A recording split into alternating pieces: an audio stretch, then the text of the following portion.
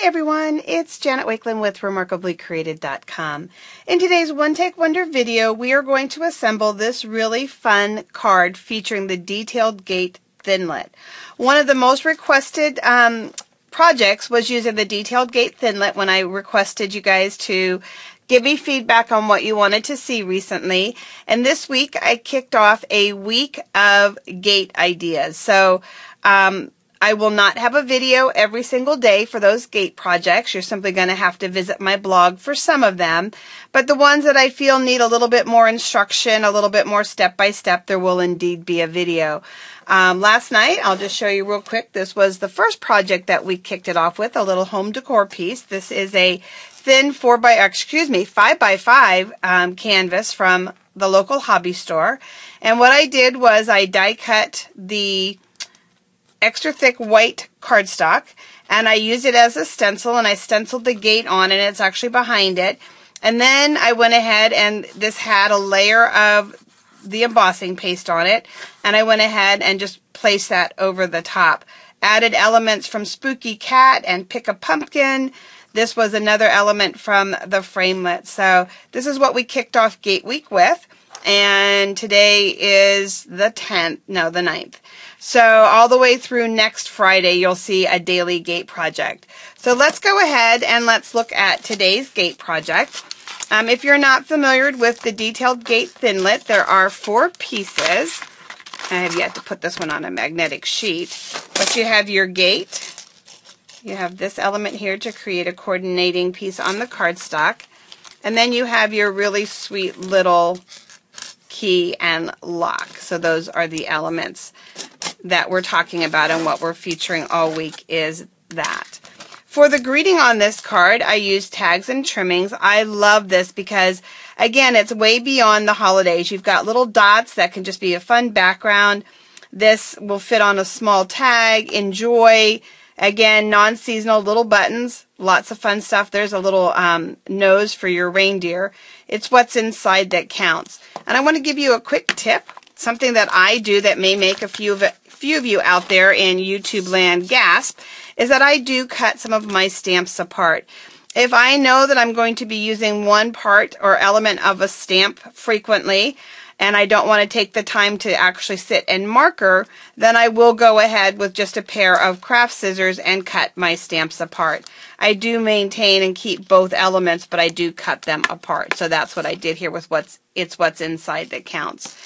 Some of the other things that we're working with is Old Olive cardstock, Rich Razzleberry cardstock, and then I used an element from our beautiful Petals paper here. And this is a 6x6 paper stack.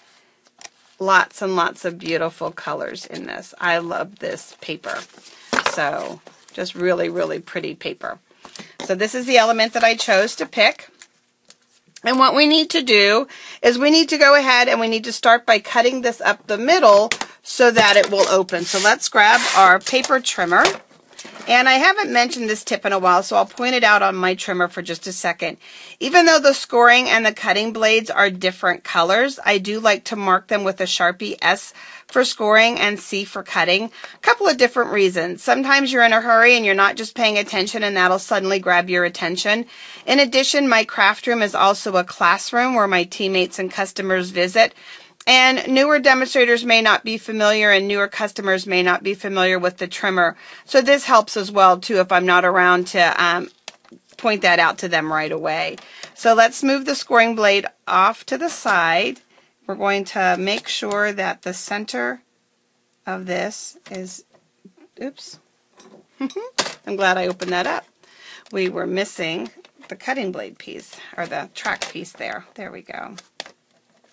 And just to help keep me straight, I'm going to turn this around and bump it up against. There we go. So I've cut that like that. Now, oops, I need this back one more time. Let's get the cutting blade out of the way.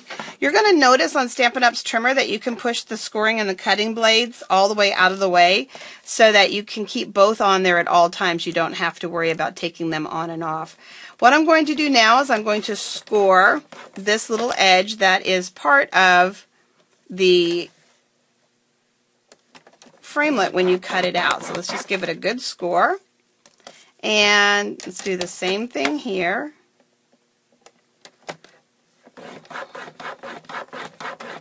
I always just go over it a few times, just really get that good score in there.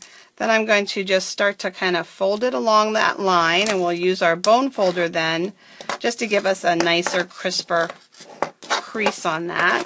And we'll do the same thing over here. We'll just start to gently fold that in. And then we'll use our bone folder to give us that crease that we're looking for.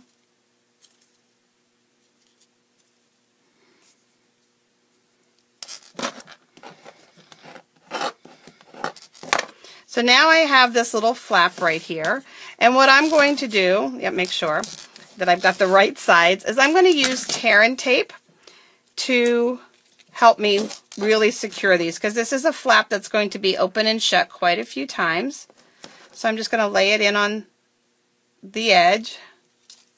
So I've got that piece, and then let's do the same thing over here. We'll just add our tear and tape right up to the edge. So we've got that happening. And where's my paper piercing tool? I love this tool. So many uses for it. So we'll just set those two little pieces aside. We'll get this one ready to go too.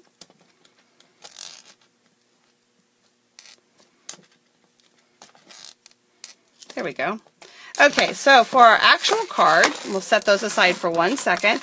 I have a 1/4 sheet of Old Olive. A 1/4 sheet means that it is 4 1/4 by 5 1/2. So it's 1/4 of an 8 1/2 by 11 sheet of cardstock. So again, that number is 4 1/4 by 5 1/2. And then the piece that is going to layer on the top is 4 inches by 5 1/4 inches. So those are the two elements there that we'll be working with on that piece. And so I want to lay this down on the very bottom edge, and then I'm going to just fold my tape around to the back, and I have the first half of my, first half of my gate ready to open. And then I'm going to do the same thing over here. I'm going to lay our gate down, and now we have this gate that opens and shuts. For the inside, and doggone it, didn't I forget my circle punch? I'm so sorry. Little 3/4 inch circle punch to take a notch out of this. This is 4 inches by 2 1/4 inches, and it's going to be the perfect size. You're going to lay just a little piece of sticky tape down, and I'll show you a little tip here for just a second. I need to catch just the edge, so I'm actually going to let my sticky tape hang off the edge. And what I would do, let's get the backing off for just a second, is I'll fold it back on itself. So it's still sticky, but I want just a really, really narrow edge. So again, what I did, let's do it one more time for you, is I put it so that it was hanging off of the paper. So you can see that it's hanging off the paper. Don't fold it around to the back. Go ahead and peel that backing off. And then take that adhesive and fold it back on yourself, and that way you get that nice narrow little edge that you're looking for, and you're going to notch it. What that's going to allow you to do, let's go ahead and open this. It's what's inside that counts. So our Great Greeting circle framelits and stitched framelits. We open it up, and what you find inside is a gift card. We have that little narrow adhesive the whole way around here, and then they can just simply slide that card in and out. Very simple and very easily. So just a real fun way to use the gatefold, just to create something fun like that, and a great way to give gift cards. I did this one up as a birthday one, but of course it would be beautiful all done up for Christmas with gift cards inside for the Christmas time. We might just have to make one of those, won't we? So come visit me at remarkablycreated.com all week for more gatefold ideas, and check back here as well for those gate projects that will involve a video tutorial for you. Thanks for watching, guys.